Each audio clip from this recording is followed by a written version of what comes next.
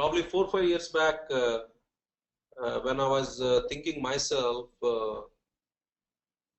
why we really hesitate to talk about the failures. I was thinking myself, even I was really hesitating probably to speak about what all the failures I encountered and what I learned from that failures. So I introduced in one of my companies where I was working, so a TV show called Taste of Failure, and I shared about my failures and how I bounced back. And few times probably it is very difficult to bounce back. So there are so many lessons we learned. With that motivation, I introduced Taste of Failure at TiE Hyderabad. In fact, I conducted some workshops on Taste of Failure, and maybe few of the slides what I presented there I may reuse, but I'll try to share some of my thoughts today. What is Taste of Failure, and what is the necessity of experimentation, and then fail fast, fail small, so that you can succeed pretty fast. So that's the whole. A month back, I was in Bombay. So I attended NASSCOM's India's Leadership Forum. So there was a session by Kamal Hassan. I mean, everybody knows Kamal Hassan is one of the best heroes of India. So he talked about so many things and all. I just asked one question.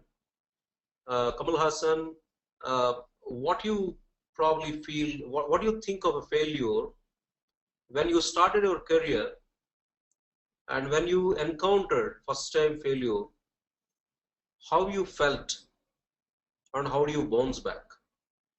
What you learned? That is probably 40 years back. And the similar failure, if you get it, probably you got it probably in the last probably couple of years back, then what was your probably an experience? What you learned and unlearned? What is the difference between the way you received the failure maybe 40 years back and the failure now? So he replied in a very interesting way. He said, first define what is failure. So what is the failure? I think if we understand that, so that will be really easy to understand and reply. So he replied like this. For me, if a movie is a super hit commercially and running 100 days, but still it is not giving me a pleasure or enjoyment, and I have not enjoyed acting in that movie, that is a failure for me. But that could be a super hit movie and commercially hit movie. So I think the key debate here is, how do you define success and a failure? I think that's very important for all of us to understand. So another interesting question I have here is, your desire is to get 25% profit, but you got only 20% profit. So what do you call that? It is a success or a failure? Still you are profitable. So with that note, I would like to give my understanding of what is success and what is failure.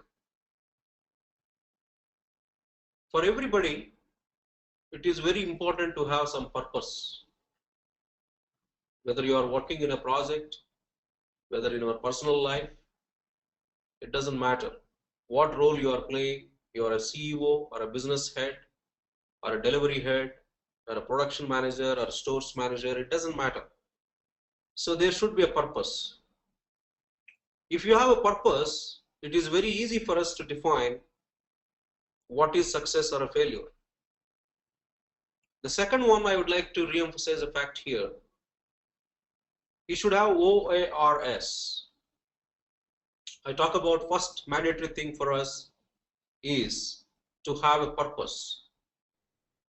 The second one is we need to have OARS. Let me explain what is the meaning of that. O means ownership. When you have a purpose, you should feel a sense of belongingness to that purpose, a sense of pride to achieve that purpose, and you should do some activities with ownership and pride and sense of belongingness. So that is very important thing if you want to achieve your purpose. O means the ownership, sense of belongingness and pride. A, A means accountability. Most of the times, if the success is there, it is me. If it is a failure, it is the other side. But unfortunately, that doesn't work. Accountability means you take the success and failure equally. You take the risk and reward and penalty equally. So for the purpose what you defined, are you taking accountability? That is the second one. Then R. R means responsibility. The role what you are playing, whether you are a parent, whether you are a father or a mother or a business unit head or a CEO, it doesn't matter. For every role, there are some defined responsibilities. So what are the responsibilities you have to fulfill to achieve that purpose? The next one is, last one is S. That is sense of urgency. What is that sense of urgency? Hunger, curiosity, fire, the passion, energy, enthusiasm. All those things will help you to achieve that purpose. Do you have that? So with these two, I would like to define what is success and failure. So there is a purpose, and to achieve that purpose, you have the ownership, you have the accountability, you have the responsibility, and you have the sense of urgency. Then I think you probably achieved the purpose. Then that is called a success. I also define the success in a way, you have a great purpose, but you have fantastic ownership, accountability, responsibility, sense of urgency, but still you fail to achieve the purpose. I call it as a success. I don't call it as a failure, because you have a great purpose, you have the sense of urgency, responsibility, accountability, and ownership to achieve that purpose. Because of the so many environmental factors and ecosystem factors and so many very uncontrollable things which probably you failed, then I call it as a success. I don't call it as a failure. Then what is failure? You have a great purpose, but you don't bother about the ownership, the accountability, the responsibility, and the sense of urgency. You don't have any of these things, and you have a great purpose. Finally, what will happen? You will never achieve that purpose. I call that as a failure. There is another category of people. There is a great purpose. There is no ownership, there is no responsibility, there is no sense of urgency, but still somehow they will achieve that purpose. I don't call that as a complete success. I call it as a partial successful. Maybe it is by luck, by some other factors you are achieving your purpose, not because of your own ownership, accountability, responsibility, or sense of urgency achieve that. So with that, I think people might define what is success, what is failure. So my fundamental definition of success or failure is, we should have a great purpose, and we should have the ownership, accountability, responsibility, and sense of urgency. If these two are there, whether you achieve that purpose or not achieve the purpose, I call it as a success. I think if you are, most of the people I think probably who joined this session might be from startups. Let us look at, we don't know when the failure will come and greet us. After 10 years of the startup journey, nearly 71% of the companies failed. So many companies got started today, for example, and by 2024, almost 71% of those companies don't appear. So that is a trend today. So I think it's very interesting to see this chart. So percentage still operating after 4 years. So the startups after 4 years. So if you look at for information companies, information technology companies, only 37% of the companies exist after 4 years. Maybe if you look at agriculture, 56%. So what does it mean? 100% is impossible. Only few companies are successful. Okay, let us take our Indian culture. This is very interesting to know. So we are conditioned to go in a known path, and our family surrounding ecosystem prepare us for success. Your parents will say you have to get 95% marks, or you have to get BITS Pilani or IIT, or you have to get MS in Harvard or Stanford. And but they never probably try to tell you, my dear friends, it's not always, that's the great purpose, of course, okay? But they never tell you that if you don't achieve, that is quite common, and there is always a next day or a next year to bounce back. And this is the way, if you fail, you have to bounce back. Unfortunately, it was not taught by our teachers or parents in our culture, because we are always tuned to success. We are always probably bombarded with telling, hey, you have to get this, you have to get this, you have to get this. And we were not taught on, if you basically get into a failure, it is quite common, and you can always you can bounce back. So that's the reason when we fail first time, we get shaken up and feel that it is a sin and feel that it is a guilty. Unfortunately, that is the culture what we brought up. So that means what? We need to spend a bit extra effort to drive out that fear.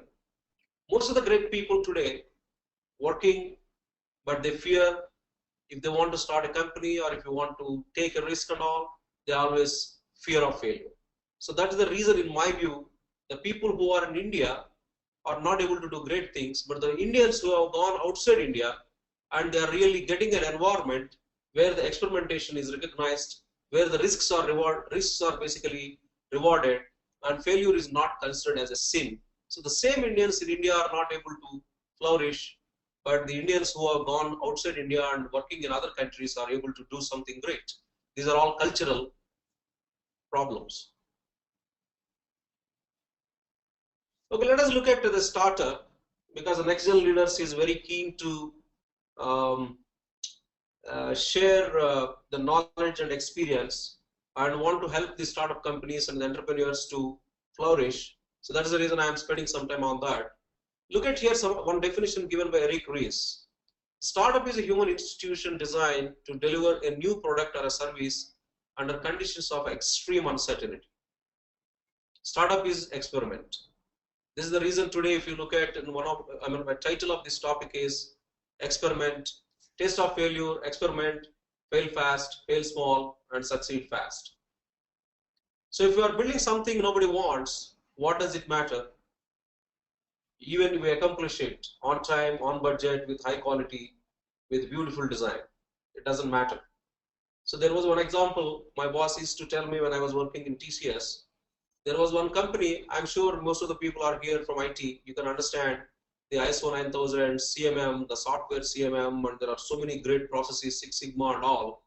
That company was using all these methodologies very proudly, and they follow the process, very strict process, they collect the requirements, they do the design, they do all the compliance checks and all. So they were basically producing a product using all these things, for example. Okay, let us take, this is a manufacturing company instead of IT company.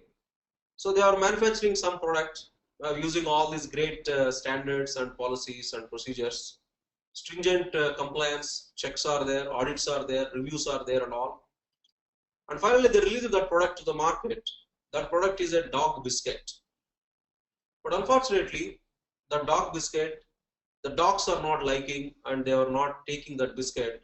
What happened to that product? You followed all the processes, procedures, policies and all, and probably you delivered on time, on budget, and you think, and great packaging also you have done. But finally, the dog is not liking the biscuits. Then that's not the success. So I think achieving failure also, very great definition Eric has given, successfully executing a bad plan. So whatever the plan you define has to be the right plan. Have you considered all the risks, all the environmental factors, all the capabilities, and so many things we need to consider to create a great plan or a good plan and a comprehensive plan. So if you don't create the plan and you are executing a wrong plan, that is the path for failure, and that's a very important thing we all probably need to understand. The other important definition I think Mark Evans gave here, entrepreneurialism is a high risk proposition. So failure is an inherent part that should be embraced rather than feared. So embracing failure is equivalent to not afraid of failure. So most of us in India, unfortunately, we don't embrace failure and we are basically afraid of the failure. So that's where I think we need to break. I think if you break that, Indians can do so many wonders in India itself.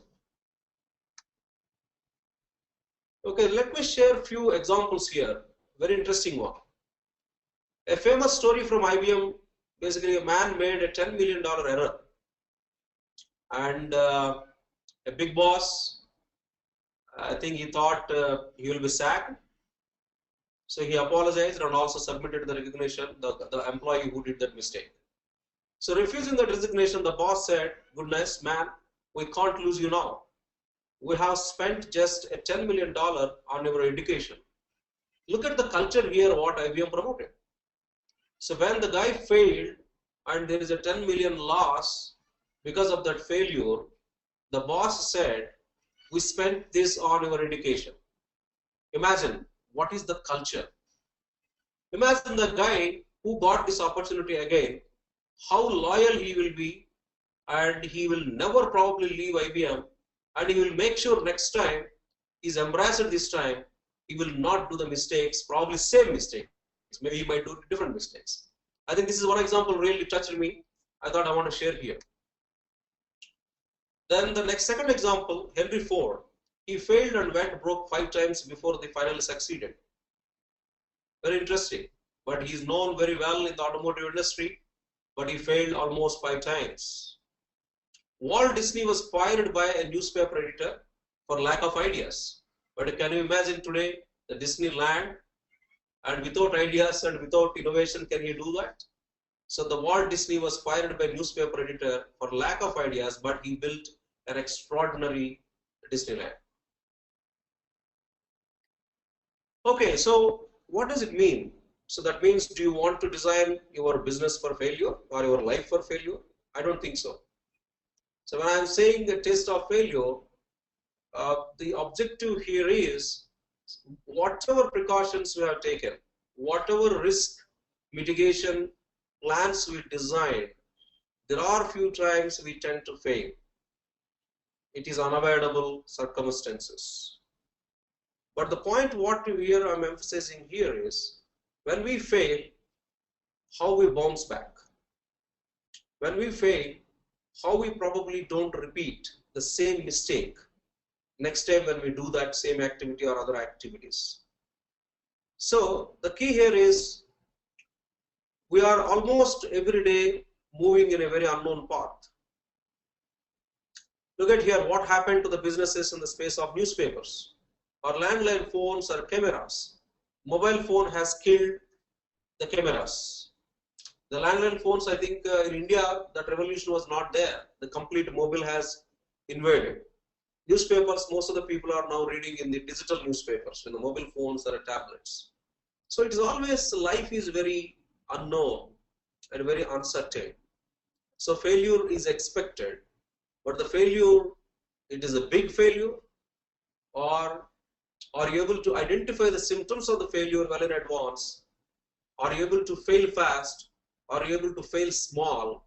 I think that is the most critical thing for all of us, to acquire that skill of early warning system.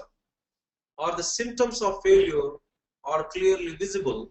Are you ignoring, or are you probably factoring them to design?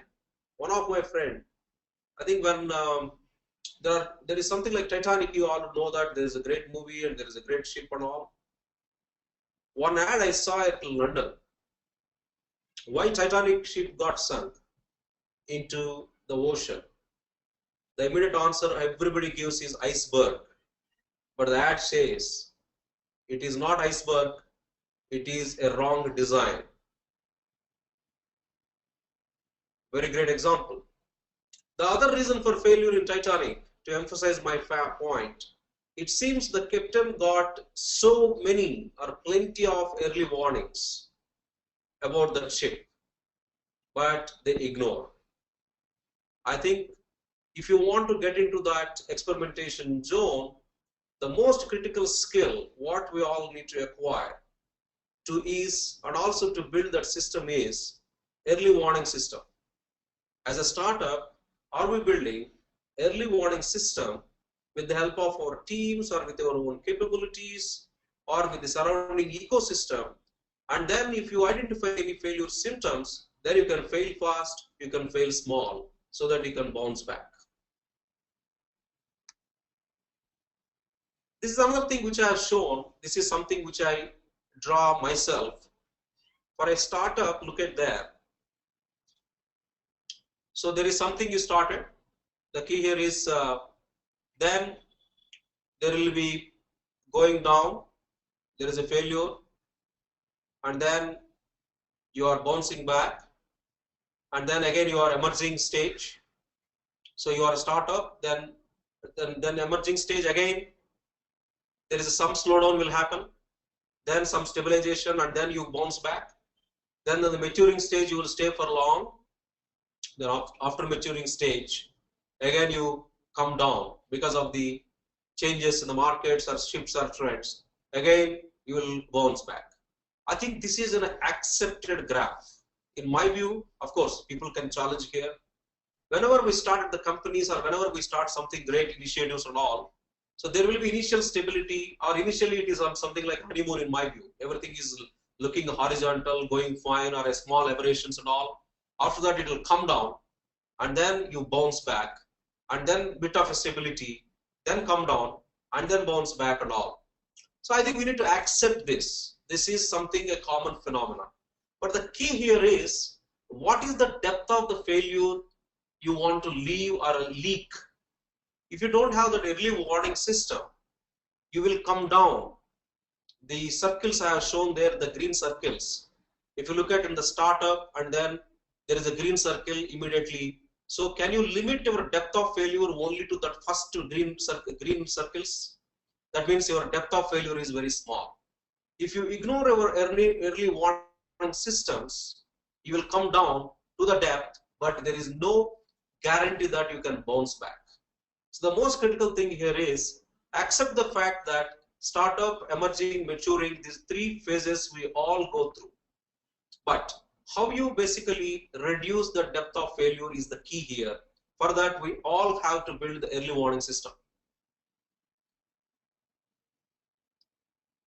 All right, again the early warning systems, if you look at here, I defined zone of failure.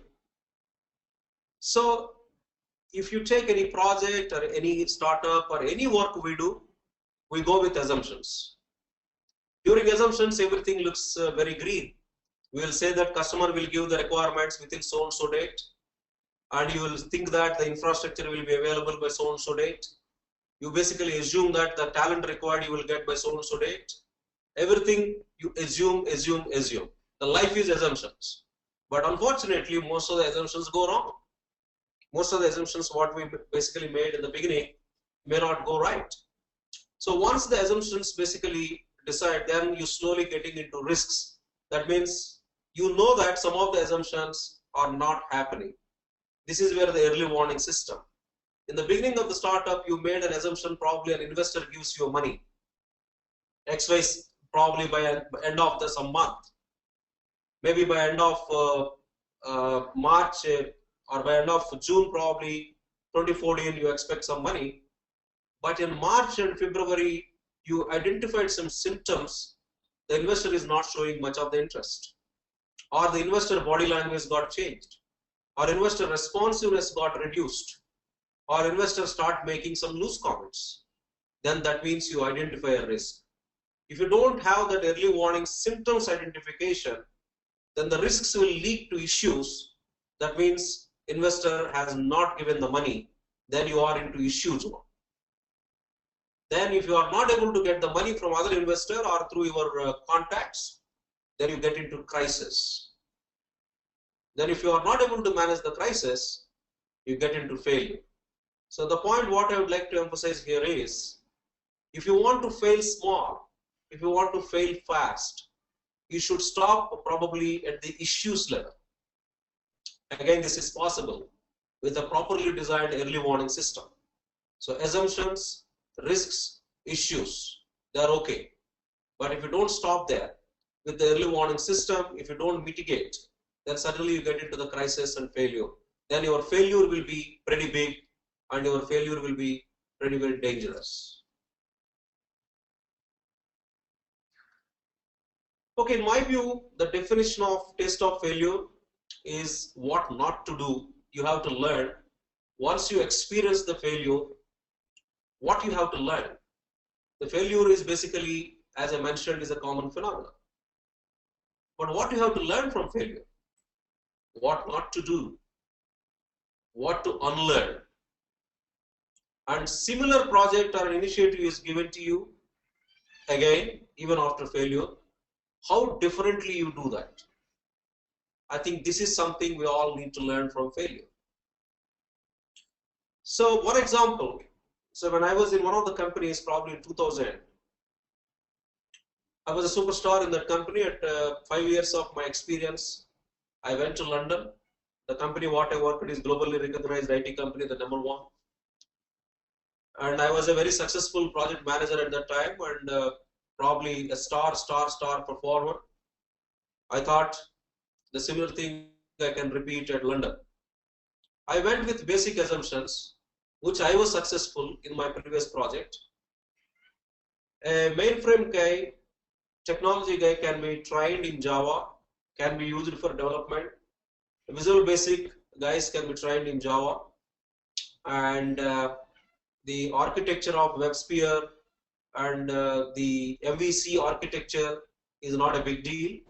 These guys who got trained in Java and all other small areas can do that architecture. So with that assumptions, I basically went to London. In fact, I put tremendous efforts to make sure the raw material called the people who has the mainframe skills and Visual Basic skills are trained for 2-3 months, and I thought I can make it happen. After we all went there in May, in June, I got the symptoms, I got the risks of these guys.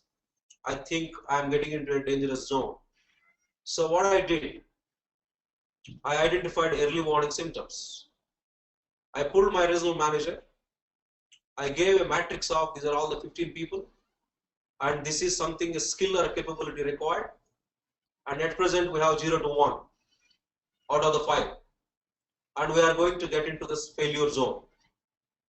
But unfortunately, the regional head took it something negative. He said, "You are not able to manage this project. Because you are not able to manage this project, you are telling all these reasons.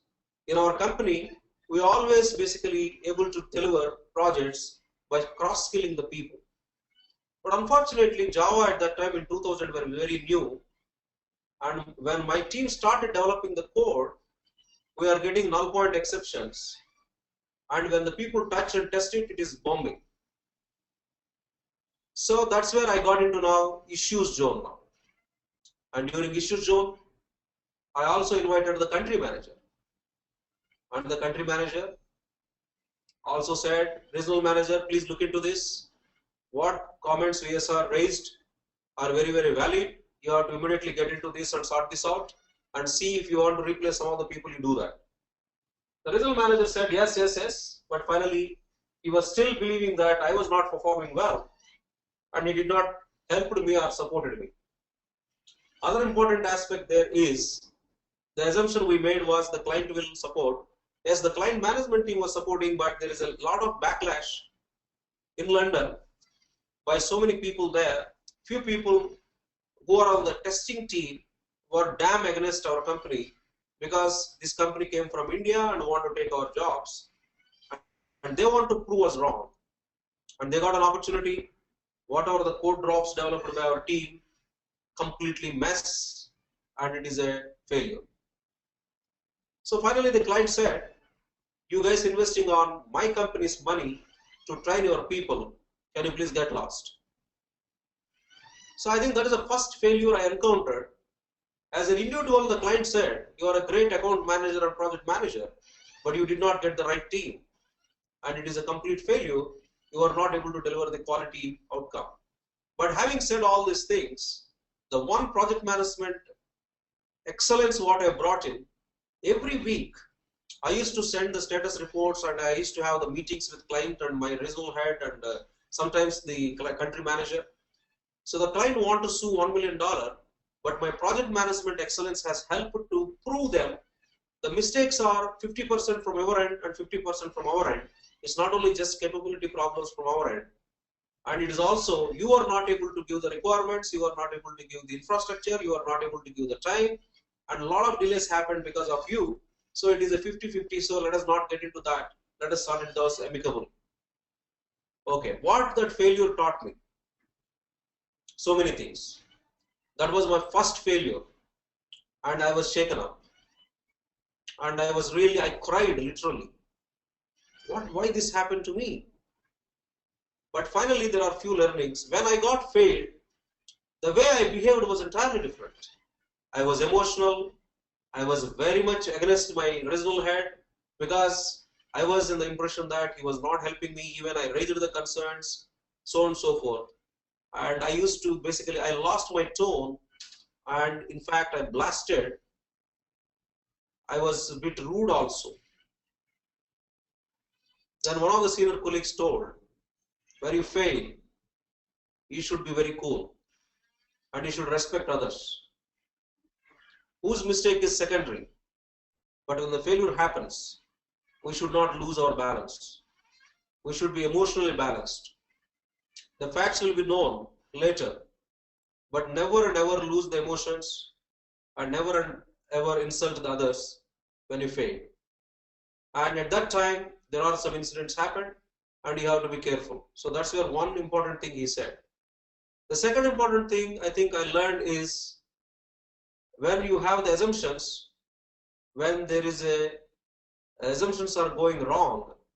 In fact, some of the people said, you just stopped escalating this to country manager. Why you have not gone to the CEO of the company? Your early warning system is fantastic. You are able to gauge the problems, you educated your management, only mid-level management.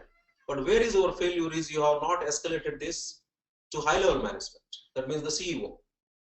The third important lesson what some of my senior colleagues mentored me is, where your regional head and country manager is not sorting out this problem, there is something called a private channel.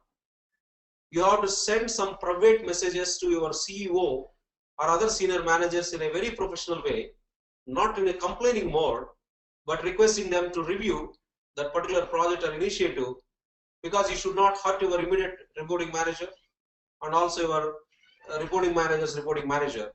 So you have to really use that private communication mechanism, inviting the superman or super boss to come for a 15 minutes review or 30 minutes review and highlight the points so that that particular CEO or somebody can put some sort of a clear plan of action to the next level guys. You could have avoided this failure. And so anyhow, so this is something I learned in a very hard way. Don't go with assumptions that the mediocre people and low capable, low skilled people can do wonders. Few times you will be successful. The other important difference is when you are in India and when you have so much of the resources available, when you are tending towards a failure, there are so many hands come and help you. But when you are on site, a place like London, you have to sort out the problems yourself. You will never get the people to sort out those problems. But if you are in India, you can call a project mate in other projects or some other projects or some other projects. But here it is very difficult in other places. So that is another lesson what I learned. I think from that time onwards, I always make sure that, so I use all the mechanisms to make sure the stakeholders are very much aware of. It doesn't matter what designation position they are. They should aware of what are the risks and what are the assumptions we made and what are the issues we made. Okay, you have a choice to taste the failure in a startup or any other initiative. Taste the failure from your own experience, which is very costly, and taste the failure from others' experience. So the others' experience here, so for example, I shared only one example here. Maybe this is a very simple webinar.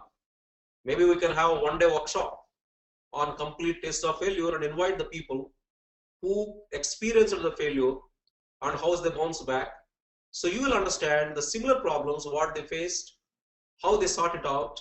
There is no need for you to reinvent the wheel. Of course, the circumstances might be different, but certainly the knowledge what you acquire from others' failure is, I think, cheaper than you fail yourself and then investing too much of money and mental tensions and bounce back is but a bit costlier.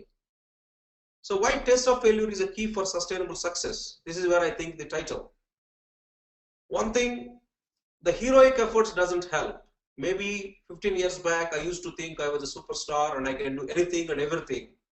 But after my first failure, I realized it's not my individual capability.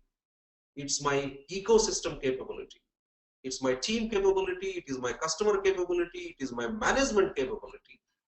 And the heroic efforts doesn't work. When you have the capabilities in all these dimensions, then only the success is possible. So learning from others helps improving the probability of success. That's where, for example, the next gen leaders, our emphasis is to make sure we want to bring the senior people, their lessons learned, their failures, their successes.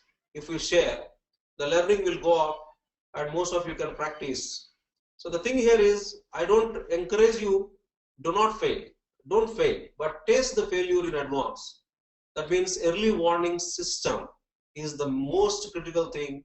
Taste the failure from your own experience or from others' experience.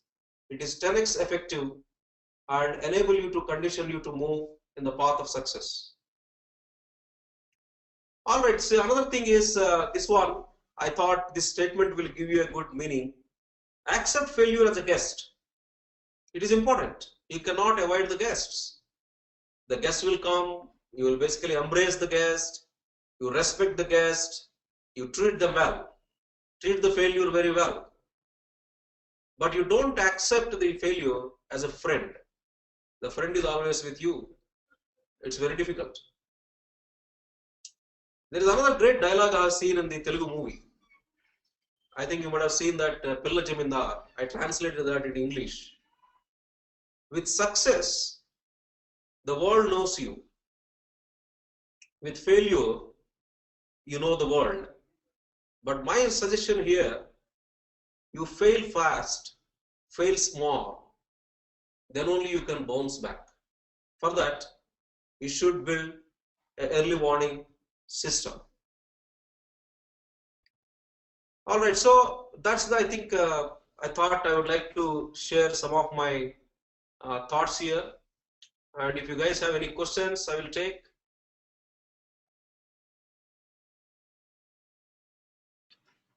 Thank you, VSR. If anyone has questions, I request them to raise the hand symbol on your screen so that I can unmute your mic.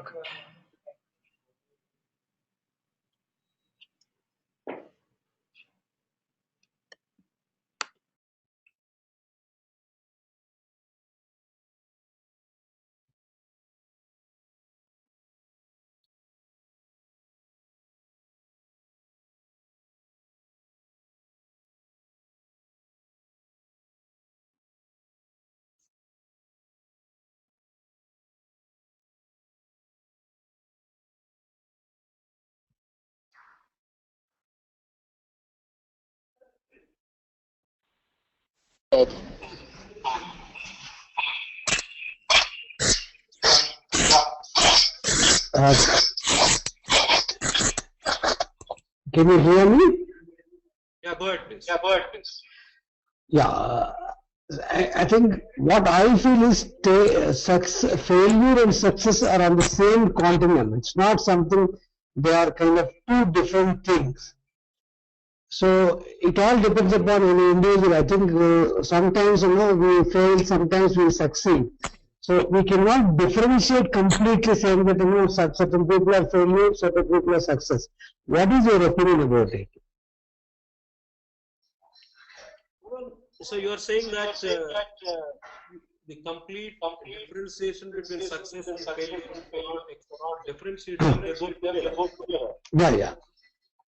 I think that's why I said the life cycle of our business, the failure will come. Yeah. What I said is failure as an invite failure as a guest, not like a friend. So that emphasizes success and failure go together, Hmm. but accept success as a friend and failure as a guest. Hmm.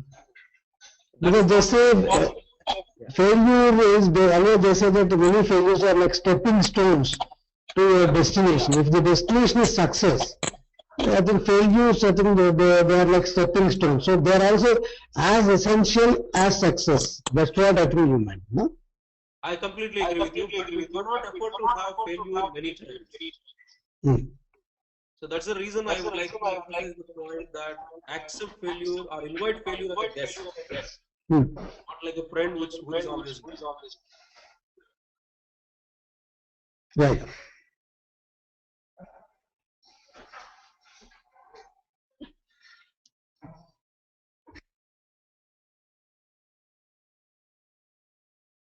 Okay, any questions? Otherwise, we can conclude the call.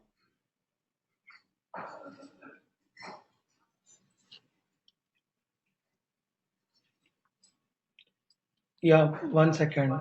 There is one question. Tejas Sura. Yeah, Tejas, you can go ahead. Yeah, VSR, I was just looking at the title of this webinar, which is Fail Fast, Fail Small. So, basically, my question to you was, are you indicating that everybody needs to fail sometime or the other in order to improve themselves? Okay, I am not telling that everybody should plan for failure. So I defined in the previous slide also. You have a bad plan and you executed very well. So you have, again I repeat, you have a bad plan or a worst plan, but our execution engine is fantastic. We executed superb that bad plan, then failure will come. The point I'm trying to emphasize here is we don't design failure ourselves, but the plan what we have, the environmental factors, the ecosystem support, the enabling environment, sometimes will not be in line with our execution. So you tend to fail. So what I'm trying to tell here is when you fail very depth or very deep, bouncing back is very difficult. So you have to have an early warning system within your organization, within our business, or within our project. The early warning system should give you the failure symptoms well in advance so that you can fail small, you can fail fast, so that you take some course corrections and bounce back. Does it make sense, Tejas?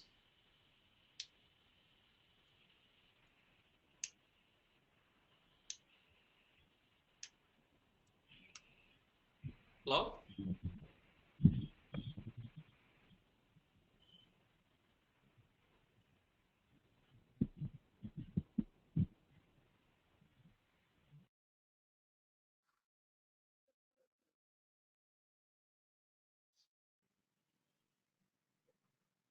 I think his line got dropped, looks like. Yeah. All right, so can we conclude? Yeah, looks like there are no more questions.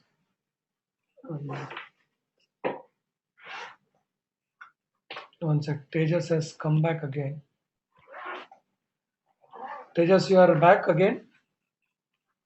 Yeah, I'm back again. I got disconnected somehow, but I did hear what VSR was saying. So, Okay. I mean, does it make sense, Tejas? I mean, what yeah, I was it telling makes you, yeah, yeah, it makes the bad plan, great execution will get into failure.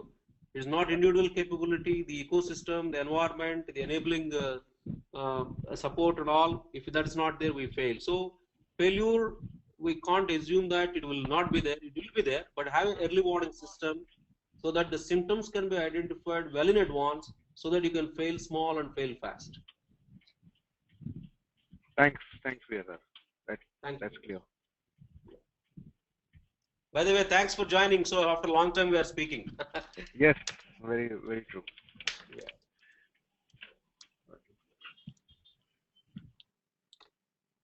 Okay. Looks like there are no more questions.